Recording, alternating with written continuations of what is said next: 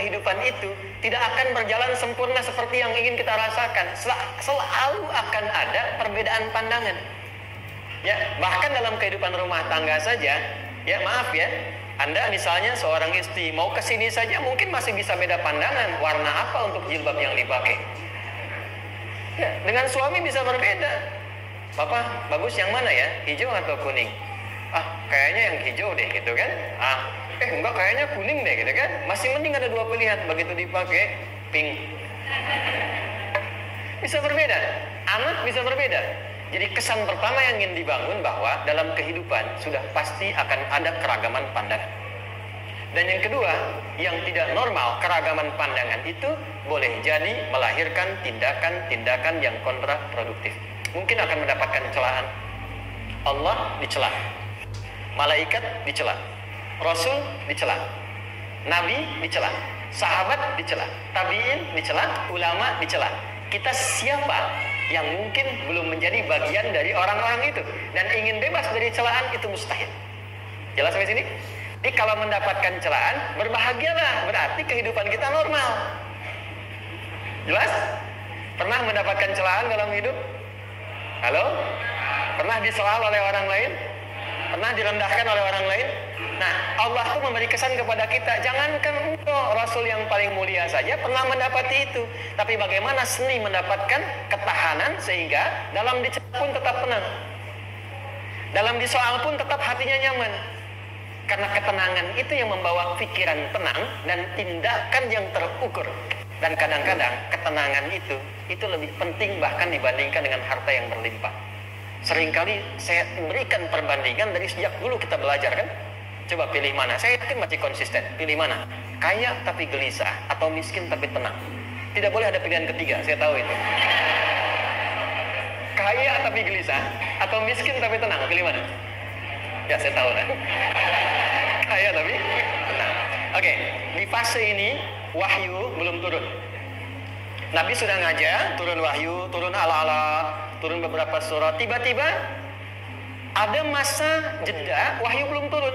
Sepekan belum turun, sebulan belum turun. Disitulah muncul seakan ada amunisi bagi orang-orang yang tidak senang dengan Nabi, tidak senang dengan ajakan Nabi pada kebaikan. Ini poin yang kedua.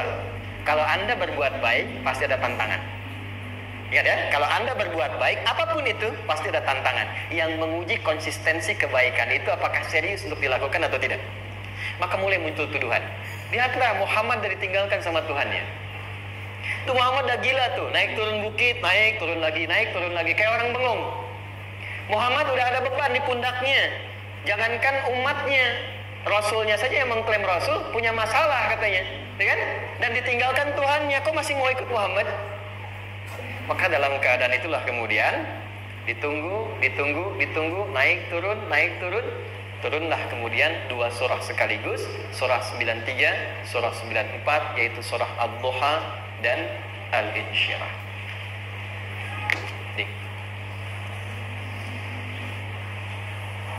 Oke. Ini materinya dahsyat ya. Penting sekali, saking pentingnya ini cepat habis tuh. Sekali lagi. Jazakallah khair. Ya, kelihatan ya. Baik, yuk pelan-pelan. Jadi turunnya surah Ad-Duha dan surah Al-Insyirah, hikmahnya satu atau fungsinya satu, memberikan petunjuk bagaimana mengatasi satu persoalan sesulit apapun tapi masih dapat menghadapinya dengan keadaan yang tenang. Satu surah ini atau dua surah ini diturunkan untuk membimbing setiap hamba menuju kepada ketenangan hati. Dua, membangun kekuatan mental sehingga dalam situasi apapun dia tetap kuat mengatasi berbagai persoalan kehidupan. Nanti terapannya banyak, di bisnis ada. Nanti saya turunkan contohnya. Kadang-kadang ikut tender, sudah bagus, sudah menang, tapi proyeknya diambil orang. Ada yang begitu? Nanti ada ayatnya, ada. Nanti kita turunkan. Udah siap-siap, kan pengen melamar, ternyata keduluan orang, gitu kan? Udah siap-siap pengen dapat ini, mau lulus, ternyata nilainya nggak seperti yang diharapkan. Muncul, selalu ada demikian. Nanti kompleksitasnya banyak. Tapi dua surah ini, kalau kita bisa kuasai artinya dengan baik, pahami dengan benar, maka akan ada sesuatu yang beda yang terasa dalam jiwa kita dan kesiapan mengatasi setiap persoalan dalam kehidupan. Yuk kita baca dulu ya, supaya dapat keberkahannya dari dua surah ini. Saya bacakan, Anda ikuti ya. A'udzu billahi minasy syaithanir rajim.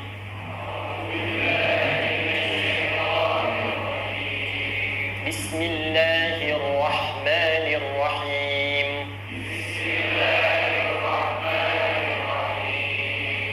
Wadduha wal-laili idza saja. Ma wadda'aka rabbuka wa ma qala.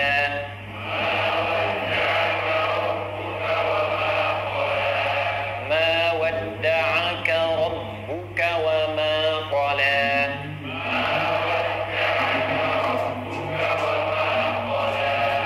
Walal akhiratu khairul laka minal ula.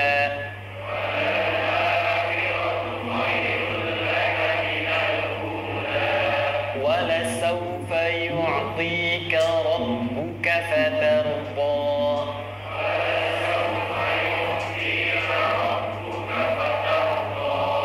أَلَمْ يَجِدْكَ يَتِيمًا فَآوَى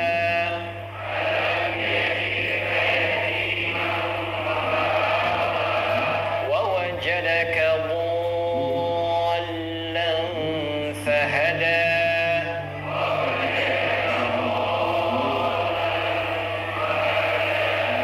وَوَجَدَكَ عَائِلًا فَأَغْنَى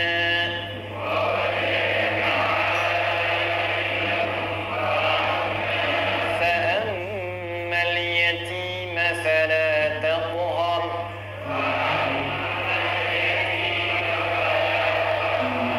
وَأَمَّا السَّائِلَ فَلَا تَنْهَرْ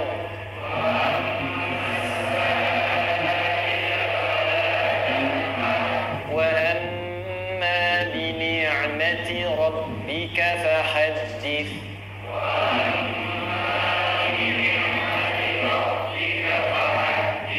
Baik, sampai surah dulu, alhamdulillah. Izin saya bacakan tadi untuk diikuti supaya setidaknya kalau kita pulang dan ditanya bagaimana hidupmu engkau jalani, seperti apa engkau berinteraksi dengan Quran yang telah aku turunkan, maka kita pernah menjawab, ya Allah, kami pernah bacakan itu. Jangan pernah kita berkehidupan sampai wafat dan tidak pernah berinteraksi dengan Quran walaupun sekedar membacanya. Wadduha, aku bersumpah, setiap huruf waw yang berada di awal kalimat di satu surah itu makna utamanya berarti sumpah. Ya, qasam, sumpah. Seringkali diartikan demi, ya. Wal asri, demi masa. Wal fajri, demi waktu fajar. Wal laili, demi malam. Intinya sumpah. Sebentar, pelan-pelan. Kalau Allah menyampaikan sesuatu kepada kita, yakin tidak? Saya ulang, yakin tidak? Serius? Kalau yakin, kenapa tidak dilakukan? Ya, itu pertanyaan besar ya. Baik, kalau Allah menyampaikan Allah tidak bersumpah pun harusnya kita yakin. Tapi kalau Allah bersumpah dalam kaidah ilmu tafsir, berarti ada sesuatu yang sangat penting, yang saking pentingnya akan sangat dibutuhkan oleh setiap hamba, sehingga diminta setiap hamba itu fokus menyimak apa yang mau disampaikan. Bahkan saking pentingnya menyimak itu, Allah bersumpah. Jelas? Jadi kalau teman-teman menemukan di Quran ada ayat dibuka dengan sumpah, berarti ada kasih Allah yang tinggi yang akan disampaikan di ayat itu sampai meminta kita fokus untuk menyimaknya. Ad-duha, untuk memudahkan maknanya, teman-teman kalau waktu duha itu jam berapa ya? Oke, sebetulnya dimulai sejak matahari itu mulai naik, yang memantulkan ya, atau menyinari cahayanya itu mulai terasa lembut. Ya, kalau misalnya kita ambil 1,5 jam setelah subuh. Sekarang subuh 4:30 lah, taruhlah 4:30 ya. 1,5 jam berarti jam 6 kan? Nah, itu awal duha tuh. Awal duha. Sampai ke pertengahan kurang lebih 9:30, jam 10. Akhir duha jam 11 sampai menjelang ke zuhur. Awal duhanya disebut dengan syuruk namanya. Syuruk. Jadi syuruk itu awal duha. Kalau sudah jam 6 ada cahaya matahari ya, enak nggak ke tubuh kita itu? Nyaman nggak?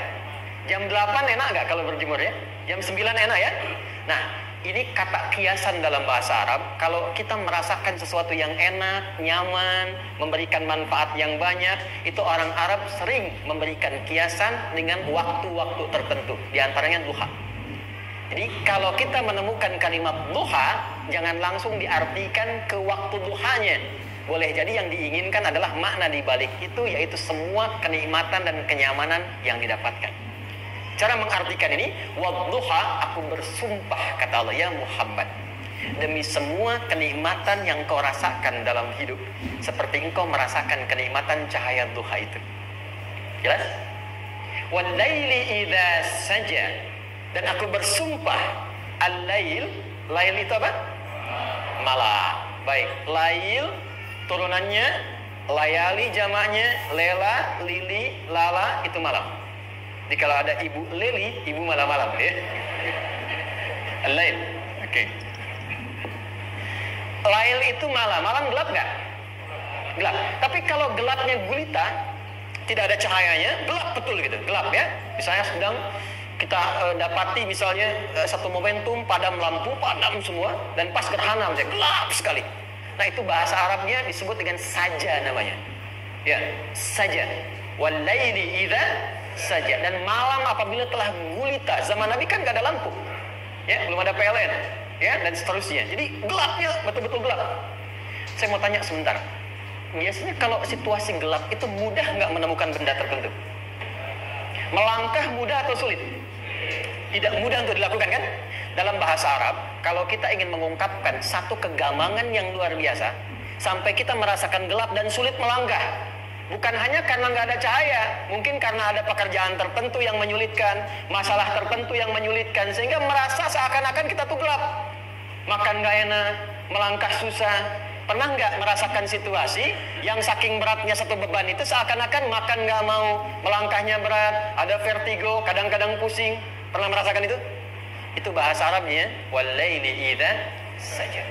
Perhatikan kalimatnya, ya Muhammad sallallahu alaihi wasallam, aku bersumpah demi semua kebahagiaan dan kenikmatan yang engkau pernah raih seperti merasakan kenikmatan cahaya duha. Dan mungkin persoalan hidup yang pelik yang membuat engkau merasakan kesulitan seakan-akan merasa di suasana gelap yang gulita. Ma wadda'aka rabbuka wa ma qala. Tanamkan dalam jiwamu yang paling dalam, aku tidak akan pernah meninggalkanmu. Ada suami pulang dari pekerjaan, mendapati istri sedang termenung dan mengalir air matanya. Tiba-tiba suaminya datang mengatakan, hangat sekali pada istrinya, di sampingnya membelainya dan mengatakan, "Ma, demi semua suka yang pernah kita lalui bersama, dan demi duka yang mengalirkan air matamu saat ini pun, tanamkan dalam hatimu yang paling dalam, Papa akan selalu bersama Mama dalam setiap situasi itu." Kira-kira para ibu merasakan itu bagaimana perasaannya? Masa sih? Tapi itu menarik loh. Menarik ya. Ini kalau teman-teman ngaji surat Yusuf, di surat Yusuf itu laki-laki diilustrasikan dengan matahari, perempuan diilustrasikan dengan rembulan. Ya. Inni ra'aitu ahada asyara kaukaba wasyamsa wal qamara ra'aituhum li sajidin. Ayah, aku melihat bulan dan matahari serta 11 gemintang sujud hormat kepadaku. Jadi matahari diartikan itu sebagai laki-laki, suami, ayah. Kenapa disebut matahari? Diilustrasikannya, matahari itu kan menyengat dengan kuat. Kalau kita menjemur, mengeringkan pakaian, melindungi. Tipikal suami itu melindungi. Ada yang ganggu istri, sengat dengan kuat. Ada air mata yang mengalir, hei, keringkan itu sehingga tidak larut air mata mengalir di pipinya. Itu matahari. Sebaliknya rembulan. Rembulan itu kan enak dipandang, bukan bulannya ya. Bukan bulannya. Kalau bulannya kan desainnya nggak sempurna baik terlihat, tapi cahaya rembulannya tampil dengan indah, tampil dengan baik, enak dipandang, menenangkan dan tidak tertukar. Jangan sampai ada istri jadi matahari, suami jadi rembulan. Jelas ya? Dengan kekuatan bulan aku menghukummu, ya kan? Itu. Oke. Tahan sampai sini, tahan. Lihat baik-baik. Saya berhenti sampai sini dulu.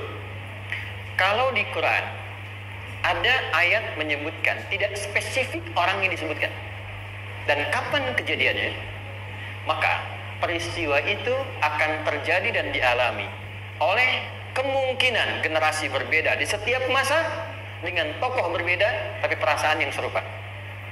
Sebaliknya, kalau disebutkan namanya, jelas identitasnya, kapan kejadiannya, maka peristiwa itu hanya akan menimpa orang tersebut dan tidak akan dialami lagi orang lain setelah.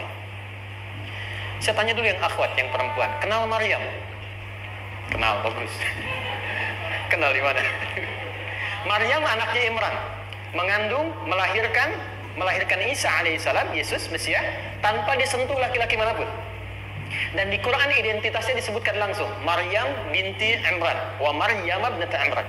Ini menunjukkan kesan bahwa yang mengandung dan melahirkan tanpa disentuh laki-laki manapun, itu hanya Maryam anaknya Imran. Ingat ya, mengandung melahirkan tanpa disentuh laki-laki manapun. Bukan mengandung melahirkan tanpa suami, kalau itu banyak dia. Ya, mengandung melahirkan tanpa disentuh laki-laki manapun. Hanya Maryam binti Imran. Tapi kalau nggak disebutkan siapa orangnya, kapan kejadiannya, tidak detail disebutkan, ini artinya situasi itu akan dialami kembali oleh orang di masa depan dengan generasi yang berbeda tapi substansi yang sama. Pertanyaannya, pernahkah kita mengalami situasi yang sulit sampai seakan merasa gelap? Nah, baik, maka adab yang pertama, jika mengalami situasi seberat apapun dalam berkehidupan, maka dekati Allah Subhanahu wa Ta'ala. Ini awalnya, dekati Allah. Apalagi kalau ada yang mengatakan ini nggak mungkin, ini nggak akan terjadi, ini nggak bisa. Kalau sudah ada tanda seperti itu tanda langsung dari Allah supaya Anda diminta langsung mendekat kepada Allah dan tinggalkan semua makhluk. Karena Allah hanya akan mengabulkan langsung kepada Anda tanpa perantara siapapun. Itu yang terjadi pada Nabi Zakaria. Ini nggak mungkin, ini mustahil. Maka beliau langsung memohon kepada Allah dan langsung menyebutkan, ya Allah, saya minta darimu saja, tidak dari yang lain. Maka dikabulkan seketika. Jadi yang pertama, jika punya kesulitan sebesar apapun, seberat apapun, cepat dekati Allah. Maka di situ akan dijawab langsung oleh Allah, ma wadda'aka rabbuka wa ma qala. Hambaku, sepanjang engkau mendekat kepadaku, maka yakinkan dalam dirimu, situasi apapun yang kau rasakan, aku tidak akan pernah meninggalkan. Sudah? Satu? Paham sampai sini? Oke. Pelan-pelan ya, saya belum bicara caranya. Saya baru bicara di awal motivasinya. Dekati Allah dulu, nanti caranya didetilkan di surah Al-Insyirah. Teruskan. Ma wadda'aka rabbuka wa ma qala. Walal akhiratu khairul laka minal. Perhatikan. Hei, seberat-berat bebanmu saat ini, ingat, satu saat akan tuntas. Dan ini pun ujian. Kalau sudah meninggal, nggak ada ujian lagi. Dan nanti kehidupan yang sekarang, apapun yang kau pertentangkan, perdebatkan, perselisihkan, itu semua akan ditinggalkan. Jadi ternyata Allah mengungkap hakikat kehidupan dunia. Apapun yang diperselisihkan, tuh unik ya. Orang berselisih pada yang akan ditinggalkan. Aneh nggak? Ada orang berebut makanan, kan? Rebutan sampai berkelahi dan sebagainya. Pada akhirnya makanan yang diperebutkan itu pun akan ditinggalkan. Yang ini meninggal, itu meninggal. Jadi memperebutkan sesuatu yang pada akhirnya akan berakhir. Kata Allah sampaikan, jika Anda mengalami situasi, sesuatu yang mungkin membuat berat, tanamkan pada jiwa kita, hei, yang aku kejar-kejar ini, boleh jadi aku akan tinggalkan juga. Kenapa aku harus menangisi dan larut pada sesuatu yang tidak abadi? Maka Allah hibur kita dengan mengatakan, kamu tenangkan diri dulu. Semua yang kamu pikirkan sampai membuat kamu berat begini, pada akhirnya kamu tinggalkan. Dan yang abadi itu akhirat. Walal akhiratu khairul laka minal. Dua, pelan-pelan sikapi setiap masalah dengan proporsional. Jangan terlalu larut dalam sesuatu. Dapat job satu, pengen, udah siap, kontraknya besar, tiba-tiba hilang. Dipikirin, Anda mikirkan itu pun nggak akan balik. Proporsional aja dulu. Ya, nanti caranya akan turun nanti di alim syirah. Tenangkan diri dulu. Prasangka baik kepada Allah Subhanahu wa taala. Boleh jadi apa yang Allah ingin berikan sebagai pendahuluan sekarang belum sampai kepada kita karena Allah menyiapkan yang lebih baik di balik itu. Kita belum tahu ada apa di balik itu sehingga kita tidak dapatkan itu. Sehingga kemudian Allah katakan walal akhiratu khairul laka minal ula. Teruskan. Wala saufa yu'tika rabbuka. Pelan-pelan, orang yang punya sikap seperti ini itu cenderung lebih dekat mendapatkan ridha Allah dibandingkan dengan orang-orang yang larut dalam kesulitan. Orang yang move on dengan setiap persoalan dalam kehidupan, cepat berpikir secara proporsional, tidak menggantungkan hidupnya pada persoalan tertentu sehingga membuat dia menjadi beban, itu lebih mendekatkan dirinya kepada ridha Allah dibandingkan dengan orang yang meratapi persoalan hidup. Ya. Pelan-pelan. Jadi spiritnya, kalau punya masalah apapun, jangan dilarutin terus. Gak usah diratapi, cepat move on. Berpikir lagi, rencanakan lagi. Nanti, detailnya ada di Al Insyirah. Tapi poin besarnya, janji Allah mengatakan, kalau Anda bisa move on, proporsional, maka yang dijanjikan oleh Allah, di situ Allah percepat datangnya ridha Allah Subhanahu wa taala. Kalau ridha Allah sudah datang, maka akan dua yang diberikan. Pertama kali, ketenangan di dalam jiwa. Dan yang kedua, kemampuan untuk berikhtiar lebih baik mencapai apa yang diinginkan. Satu, kalau ridha Allah sudah diberikan pada seorang hamba, yang pertama diberikan ketenangan dalam jiwa. Bukan dunianya dulu. Bukan apa yang Anda ingin harapkan dulu. Pengen sesuatu, ya, pengen materi, pengen kedudukan, pengen lulus anaknya ujian, ya kan? Tiba-tiba terjadi sesuatu, diratapin, alih-alih meratap, alih-alih membuat status, alih-alih menyulitkan diri, kata Allah, terima dulu proporsional. Setelah itu dekatkan diri kepada Allah, turun ridha Allah. Begitu turun, yang pertama diberikan ketenangan kepada hati. Tenang dulu. Kalau sudah tenang, nanti dibimbing menyelesaikan apa yang sedang dihadapi itu. Itu poin yang ketiga. Pelan-pelan. 4. Kita masuk ke detail sekarang. Perhatikan baik-baik, ini yang paling menarik. Alam yajidka yatiman fa'awa. Muhammad SAW, bukankah dulu engkau yatim? Punya banyak masalah? Aku selesaikan juga. Ayahmu meninggal sebelum lahir, ada ibu. Ibu meninggal, ada kakek. Kakek meninggal, ada paman. Ya kan? Ada teman yang menemani Sayyidah Khadijah, teman yang setia, semua kebutuhan tersedia. Artinya apa? Perhatikan baik-baik. Kalau Anda punya masalah sekarang, jangan sampai melupakan yang dulu-dulu pun pernah tuntas Allah selesaikan. Jadi kalau sekarang sedang punya persoalan, jangan sampai satu masalah ini membuat Anda kehilangan harapan dan kehidupan. Sementara Anda sadar dulu pun banyak masalah kok selesai juga. Kenapa dengan yang satu ini kita harus jatuh? Sekarang usia berapa? 20, 30, 40, 50. Sekarang usia 50 tahun, ada masalah, baru 5 menit datang sudah merasa jatuh. Yang 50 tahun ke belakang yang banyak selesai itu kita nilai atau tidak? Maka kata Allah, seperti yang dulu pernah aku selesaikan ribuan masalah itu, yang sekarang pun mudah aku tuntaskan. Jelas? Nah, secara psikologi, orang-orang yang selalu bertindak seperti itu akan selalu punya harapan lebih tinggi untuk menyelesaikan persoalannya. Jadi kalau sedang punya masalah, pikirkan yang dulu juga selesai, masa yang sekarang nggak selesai. Itu prinsipnya. Secara psikologis demikian. Jelas ya? Oke. Wa wajadaka dhallan fahada. Muhammad, dulu engkau pernah mengalami melihat masyarakat banyak berbuat yang tidak baik, aku berikan petunjuk. Kuncinya fahada di situ. Orang yang punya motivasi kuat dan keyakinan untuk bisa menyelesaikan persoalannya, maka dia akan lebih cepat mendapatkan petunjuk Allah untuk mendapatkan solusi terbaik. Ada sini. Saya agak cepat ya, mohon izin. Wa wajadaka 'ailan fa'aghna. Bahkan, maaf, bukan sekedar selesai. Kalau perlu saya bikin kaya, kata Allah. Aghna itu kalau ilmunya luas. Kalau harta, hartanya banyak. Kalau kedudukan, kedudukannya tinggi. Hei, engkau yang sedang mengejar kedudukan, aku tahan sebentar karena ada yang gak bagus untukmu di sini. Tapi kalau kamu terima, aku angkat itu lebih daripada apa yang kamu harapkan. Kamu pengennya bintang 2, aku naikkan sampai bintang 4. Kalau perlu 5 sekalian. Hei, kamu yang ingin kampus di sini, aku tahan. Bahasa kamu nggak lulus, kamu nangis, kamu mengadu, kamu datang pada orang tuamu. Orang tua mulai protes, mulai curhat macam-macam. Terima dulu. Mungkin di sini ada yang tidak baik seperti doa ibumu yang sering memohon, ya Allah. Jangan sampai anakku berbuat yang salah. Jangan sampai terjebak narkoba. Jangan sampai terbawa tawuran. Di sini ada yang kurang tepat untukmu. Kalau kamu riba, kamu terima, kamu proporsional, bahkan aku pindahkan ke kampus yang lebih baik yang tidak kamu bayangkan sebelumnya. Di orang-orang yang selalu menerima apa yang Allah ujikan dan riba dengan itu, maka Allah akan angkat derajatnya bahkan melebihi ekspektasi dirinya. Paham? Kalau sudah seperti itu, maka lihat ujung ayatnya. Lihat ujung ayatnya. Fa'ammal yatima fala taqhar. Maka jangan pelit berbagi kepada orang lain. Share. Kalau sudah sukses, share.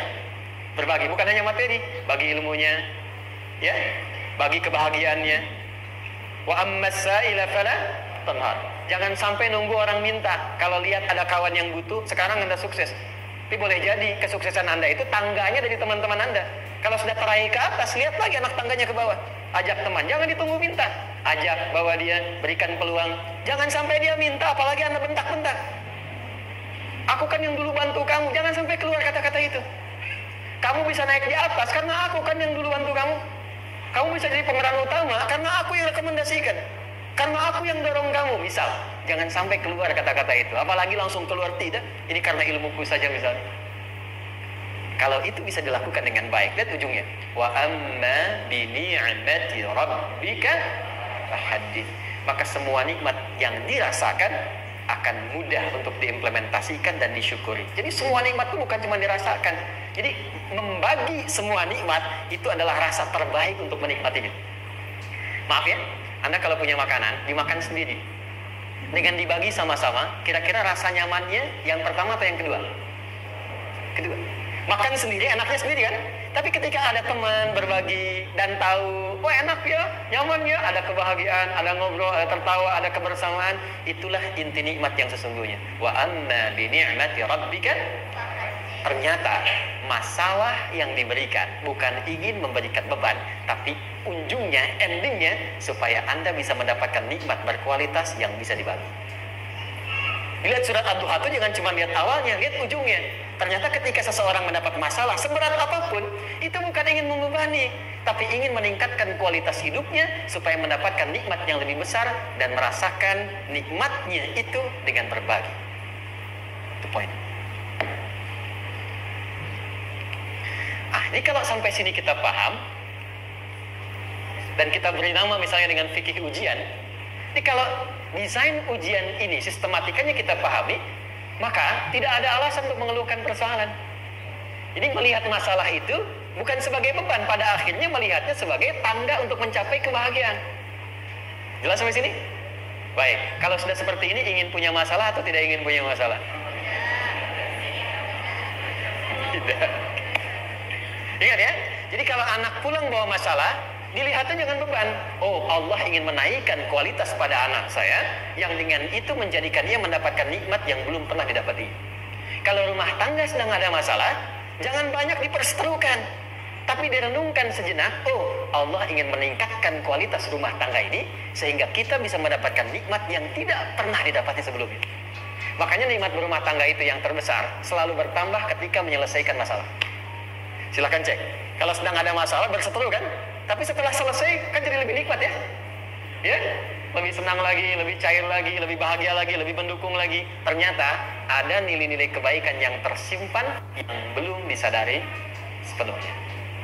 Pertanyaannya, kadang-kadang mudah diucapkan, tapi tidak mudah mempraktekkan. Bagaimana itu semua bisa ditempuh dengan baik sehingga ketika mengalaminya kita bisa tenang menghadapinya. Maka turunlah surah Al-Insyirah. Saya cepat.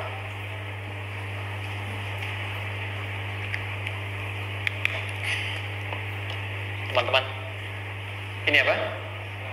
Kelas ya? Baik, pelan-pelan sedikit. Kira-kira volumenya besar kecil? Kecil ya? Baik. Kalau saya bandingkan dengan gayung, volumenya besar mana? Gayung ya? Baik. Kalau ini saya perlebar, sehingga bisa memasukkan apapun ke dalamnya, itu bahasa Arabnya disebut dengan insyirah namanya. Jelas? Meluaskan sesuatu sehingga terlihat lapang, sehingga memudahkan setiap hal masuk ke dalamnya. Itu insyirah namanya. Surah ini diberi nama dengan surah Al-Insyirah, yang berarti sesuatu yang lapang, yang tenang, yang nyaman. Yang diharapkan dengan keadaan hati yang lapang, nyaman, tenang itu, segala persoalan yang dihadapi dalam kehidupan akan mudah diterima dan tidak berdampak besar dalam menyikapinya. Maka bagaimana kemudian Allah memberikan turunan-turunan petunjuk supaya apa yang diharapkan ini bisa tercapai? Satu, izin mengilustrasikan. Saya kasih cerita sebentar. Ada seorang anak muda, kisah ini sangat viral, hampir setiap kita bisa mendapatinya. Datang kepada seorang kakek tua di sisi danau yang jernih sekali airnya. Dia berkeluh kesah tentang persoalannya. Dia katakan, saya punya masalah begini. Berat sekali terasanya. Kakek itu kemudian permisi, dia hanya membawa 2 genggam garam. Kemudian beliau bawa 1 gelas, ilustrasinya seperti ini. Dimasukkanlah kemudian garam itu ke gelas itu. Lalu diambil 1 gelas air yang jernih tadi dengan garam segenggam. Kata beliau, minum. Pemuda itu mengatakan, wah asin, minum aja dulu. Lalu ketika diminum, langsung ditumpahkan. Dia muntahkan, asin katanya. Lalu setelah itu kakek yang tadi melepaskan segenggam sisanya, dilempar ke danau tadi yang luas. Lalu diambil lagi dengan gelas yang sama. Sekarang minum. Bagaimana rasanya? Segar, enak, nyaman. Itulah hatimu. Kalau hatimu sempit sesempit gelas ini, maka masalah sekecil apapun akan selalu menghadirkan kesulitan seperti engkau menelan garam tadi. Tapi kalau hatimu luas, sebesar apapun masalah, tidak akan pernah berdampak pada dirimu kecuali engkau mampu menyusun rencana untuk mengatasinya.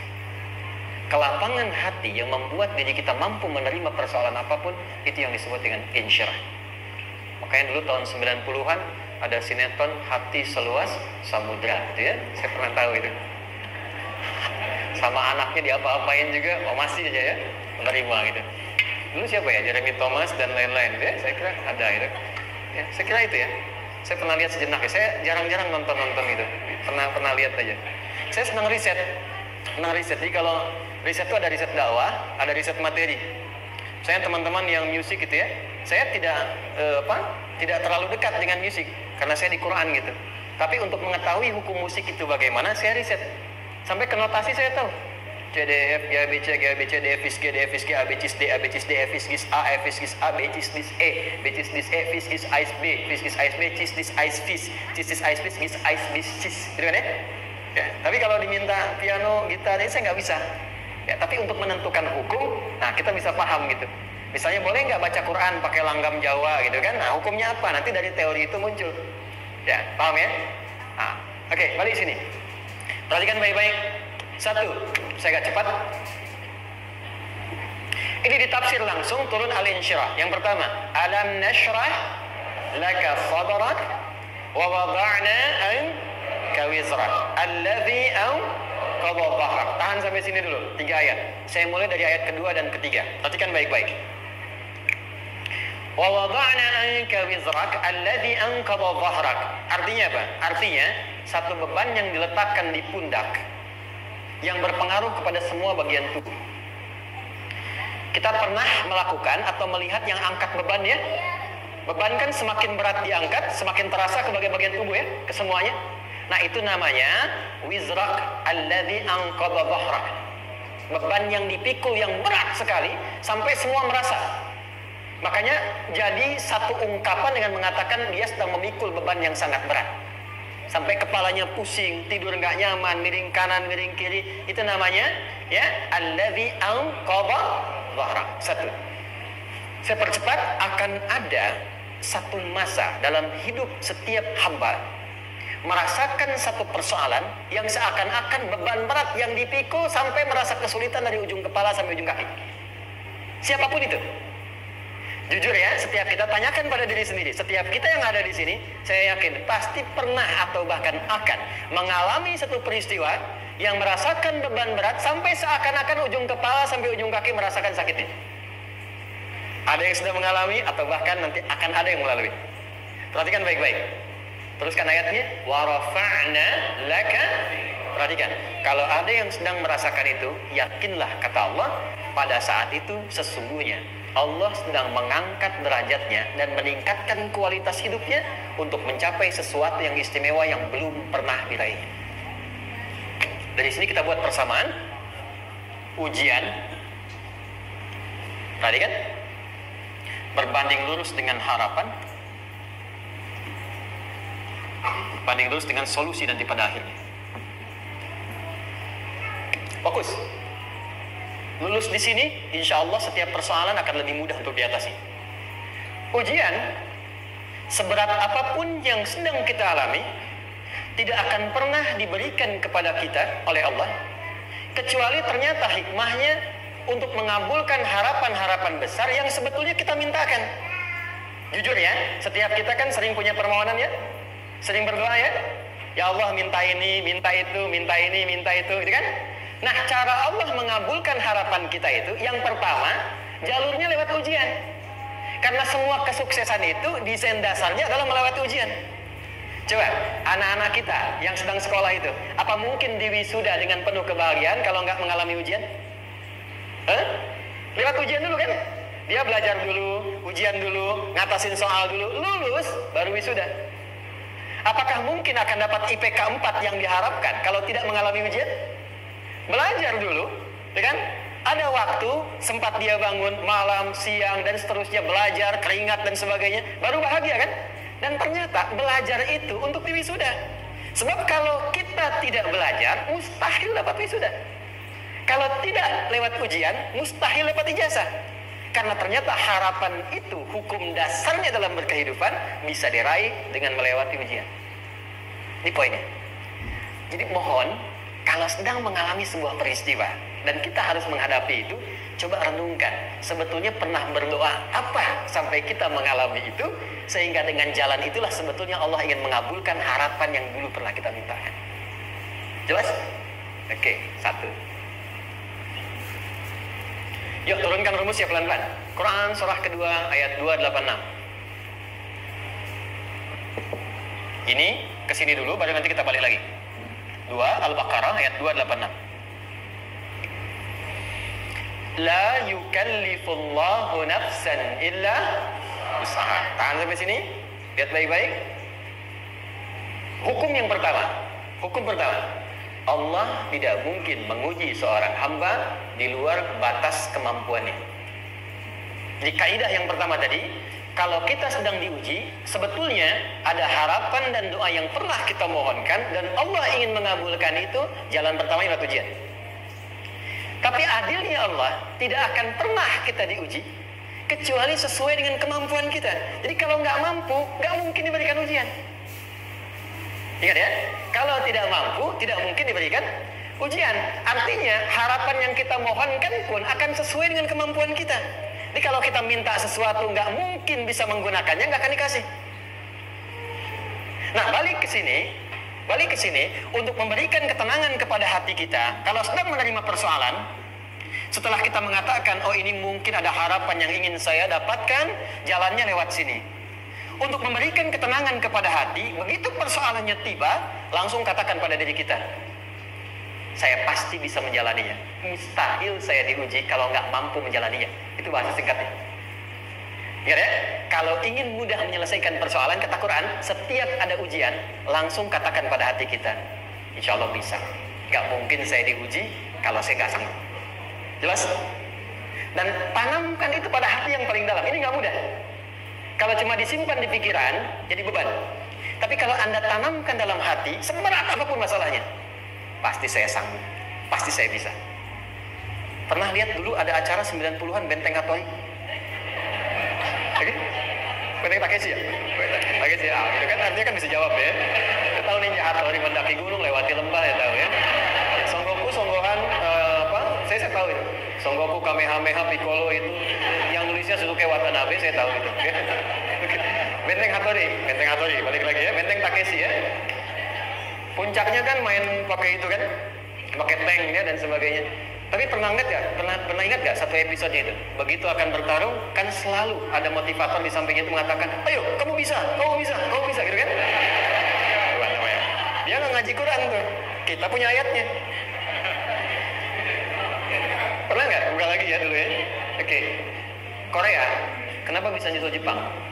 Salah satunya, waktu Jepang itu maju, setiap di Korea itu ditanamkan dari mulai anak-anak TK-nya. Kita harus lebih daripada Jepang. Sejak anak-anak TK. Itu ditanamkan betul. Kita bisa, kita dari TK. Sehingga ketika di sana bikin Honda, sini Hyundai. Hyundai kan dibacanya Hyundai. Ya kan? Sana Honda, sini Hyundai gitu. Di apapun yang dibuat Jepang, Korea harus lebih unggul. Itu ditanamkan dari awal. Bisa. Kita itu sekarang punya ayatnya. Jadi kalau sedang punya masalah seberat apapun, katakan pada diri kita, insya Allah bisa. Gak mungkin diuji kalau nggak salah. Bisa insya Allah. Bisa. Kenapa mah? Bisa. Jelas? Oke. Sudah di situ teruskan. Lanjutkan. Warafa'na laka dzikra. Teruskan. Fa inna ma'al usri. Nah, ini poin terbesarnya. Fa inna ma'al usri yusra. Fa huruf yang menunjukkan sesuatu berlangsung dengan cepat. Inna di ilmu nahwunya berbunyi begini, di gramatikal bahasa Arab. Harfu nasbin wa taukidin. Tansibul isma wa tarfa'ul khabara. Mabniyun 'ala al-fathi la mahalla lahu min al-i'rab. Paham? Tidak. Inna huruf yang digunakan untuk menguatkan informasi agar ditancapkan ke dalam hati sekuat-kuatnya dan jangan pernah ragu. Jadi kalau orang Arab itu nancapkan tongkat begini dan kuat, tidak goyah, itu nasab namanya. Nasab ar-rajul asahu fil ardi. Inna ini harfu nasab. Jadi kalau ada di Quran dibuka informasi dengan inna, maksudnya begini, tancapkan informasi dalam hatimu dengan kuat, jangan pernah ragu. Yakinkan pada dirimu. Apa yang harus diyakinkan? Ma'al usri yusra. Inna ma'al usri yusra. Usrun sama dengan yusrun. Mari ke sini. Oke. Apa artinya usrun? Sulit. Oke. Sulit itu ada dua. Ada sa'bun, ada usrun. Kalau kesulitan yang relatif, kata si A sulit, si B mudah, itu sa'bun namanya. Contoh, kata si fulan, bahasa Jepang susah. Padahal kata yang lain tidak. Saya ke Jepang, anak-anak kecil begini bisa bahasa Jepang, gitu kan? Bagi mereka mudah, gitu kan? Saking mudahnya gitu. Kata shiwaha, gitu. Anak-anak kecil, bagi mereka mudah, bagi kita belum tentu. Itu sa'bun. Inna lughatal yabaniyah sa'bah. Relatif. Tapi kalau kesulitan yang sifatnya mutlak, semua orang mengatakan sulit. Maaf, bawa mobil, sulit atau mudah? Bukan mengendarai ya, bawa mobil, bawa. Sulit ya? Sulit ya? Baik, sepakat sulit semuanya. Nah, itu dalam bahasa Arab dikenal dengan usrun. Kesulitan yang semua sepakat bahwa itu susah. Sulit, semua sepakat. Dan ketika ada orang bicara, aku sedang punya masalah begini. Semua mengatakan, wah itu nggak mudah, itu usrun namanya. Lawannya, kemudahan yang relatif disebut sahlun. Tapi kemudahan yang semua sepakat bahwa itu mudah, itu yusrun namanya. Mengangkat spidol, semua mengatakan mudah, ringan. Itu yusrun namanya. Perhatikan, Allah tidak memasangkan sa'bun dengan sahlun, tapi memasangkan usrun dengan yusrun. Orang-orang yang punya keyakinan kuat, setiap persoalan itu akan selesai. Dan dia mengatakan pada dirinya, aku bisa melewatinya. Maka, perhatikan kalimat kata Quran. Inna ma'al usri yusran. Sesulit apapun masalah yang sedang dia alami, maka Allah akan datangkan solusi semudah-mudahnya yang bisa dia nikmati. Dengan kata lain, kalau kita bawa ke bahasa psikologi, kalau sedang menghadapi persoalan seberat apapun, selain kita mengatakan, ini pasti bisa saya lalui, saya insya Allah sanggup mengatasinya, katakan pada diri kita, ini pasti selesai. Pasti ada solusinya, pasti mudah. Katakan, walaupun memang solusinya belum datang, tapi tenangkan pada diri kita dengan mengatakan, inna ma'al usri yusra. Bahasa psikologinya, katakan pada diri kita, ini pasti selesai. Nggak mungkin nggak selesai, pasti ada solusinya, pasti mudah. Itu lebih memberikan harapan pada diri kita untuk menuntaskan persoalan dibandingkan dengan meratapinya. Jelas? Teruskan. Fa inna ma'al usri. Kalau masih ragu kata Allah, katakan lagi sekali lagi. Sampai hati kita merasa nyaman. Jadi kalau sedang punya persoalan seberat apapun, tanamkan pada diri kita, pasti selesai. Belum nampak, insya Allah pasti selesai. Gak mungkin diuji kalau gak ada solusi. Itu lebih memberikan harapan. Setelah itu, fa'idha faraghta, mitigasi masalahnya. Mitigasi persoalannya. Tuliskan. Ini masalahnya apa? Rumah tangga.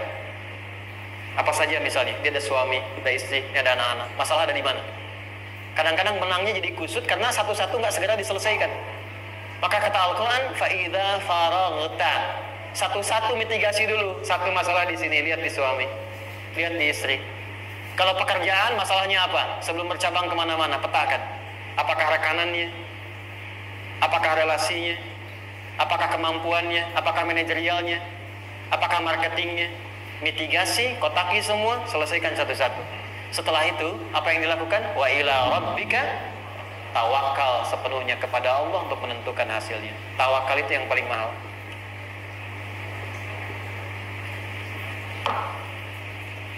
Anda kalau nggak punya kepasrahan, stres. Karena selalu memikirkan apa yang mau dikerjakan dan selalu orientasi pada hasil. Kita punya tawakal. Kalau kita mampu menyerahkan sesuatu, gini.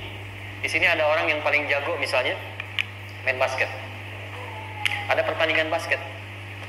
Begitu dibuka, udah dimusyawarah, serahkan aja pada si fulan. Kan? Dia yang paling jago, ya? Bukankah dengan menyerahkan itu bukan hanya kita berikan sebuah tugas, ya kan? Tapi dengan itu ada kelapangan tersendiri kan? Yakinlah sukses, dia paling hebat. Pernah ada perasaan begitu? Sekarang, siapa yang paling mampu menguasai? Siapa yang paling hebat menyelesaikan segala hal? Siapa yang punya segalanya? Bukankah Allah? Orang-orang yang punya tingkat tawakal yang tinggi. Maka, satu, dia akan lebih stabil keadaan mentalnya dan tidak akan pernah gelisah dengan kekecewaan. Nggak ada kecewa. Karena tawakal itu, kalau sudah kepasrahan, pasti menerima hasil. Kalau sudah tawakal, terserah Allah tetapkan apa saja. Mau dapat sekarang, dapat besok, dapat nanti. Puncak yang paling tinggi, tugasmu hanya berikhtiar semampu yang bisa dilakukan. Selanjutnya, biarkan Allah menetapkan apa yang menjadi bagian dari maslahat kehidupan kita. Saya tutup. Cara Allah menjawab harapan kita ada 3. 1. Memberi langsung apa yang kita mintakan. 2. Menunda itu sampai kita siap menerimanya. 3. Mengganti apa yang kita inginkan dengan apa yang kita butuhkan. Saya ulang ya. 1. Memberi langsung apa yang kita mohonkan. Misal, ya Allah saya ingin misalnya, anak saya pengen ke ITB. Tapi gak mungkin tiba-tiba langsung masuk ITB kan? Pasti lewat ini dulu kan? Ada ujian dulu, ikut tes, dan seterusnya diterima, sesuai. 2. Kadang menunda sesuatu sampai dia sanggup menjalaninya. Anda punya anak usia 5 tahun, pengen diberikan motor. Anda mampu untuk memberi motor, dikasih nggak? Tidak. Sampai dia sanggup mengendarai motor, baru Anda berikan. Terkadang ada yang kita minta sekarang, tidak didapati sekarang. Tapi ternyata tahun depan kita dapat. Kita harus sadar bahwa anugerah yang kita dapatkan tahun depan itu sebetulnya adalah hasil doa kita di tahun ini. Pernah dengar nggak kisah viral? Nabi itu berdoa baru dikabulkan setahun setengah, setahun 6 bulan. Padahal itu Nabi loh. Kiblat pertama kita kemana? Palestina kan? Baitul Maqdis kan? Nabi berdoa, mohon terus nengok ke langit. Al-Baqarah 144, minta. Jawabannya turun setelah setahun setengah, setahun 6 bulan. Ada yang mengatakan di tafsir setahun 8 bulan. Baru dikabulkan setelah setahun setengah. Padahal kurang soleh apa Nabi? Nabinya siap, mungkin umatnya yang belum siap. Nabinya siap, tapi ada tantangan di masyarakat yang tidak mudah, yang mungkin bisa meruntuhkan dakwah. Baru dikabulkan setahun setengah, ketika semua umatnya sudah bisa siap menerima itu. Boleh jadi apa yang diminta orang tua sekarang, terkabulnya mungkin belasan puluhan tahun pada anaknya yang nomor sekian. Tahu Imam Syafi'i? Imam Syafi'i itu kan nama aslinya Muhammad, bapaknya Idris, kakek yang ke atas yang ketiga namanya Syafi'i. Kenapa disebut Imam Syafi'i? Dinisbatkan pada kakek yang ke atasnya. Ternyata kakeknya ini seorang ulama besar, saleh, memohon kepada Allah, setiap di keturunannya ada yang bisa menggantikan lebih soleh, lebih baik lagi. Ternyata yang didapatkan bukan dari anaknya, tapi generasi keturunan yang kesekian. Anda belum sekarang bisa hafal Quran, misalnya Anda bermohon berdoa, boleh jadi yang hafal mungkin bukan di anak, bisa di cucu, bisa di bagian keluarga yang lain. Maka terkadang tawakal itu tidak hanya memberikan hasil yang cepat, tapi memberikan keindahan yang terasa tertunda, tapi melengkapi kebahagiaan yang dirasakan. Penutupnya, boleh jadi minta ke ITB, diterimanya di Unpad. Minta motor, dapatnya mobil, kalau itu senang luar biasa. Minta mobil, dapatnya motor, gitu kan?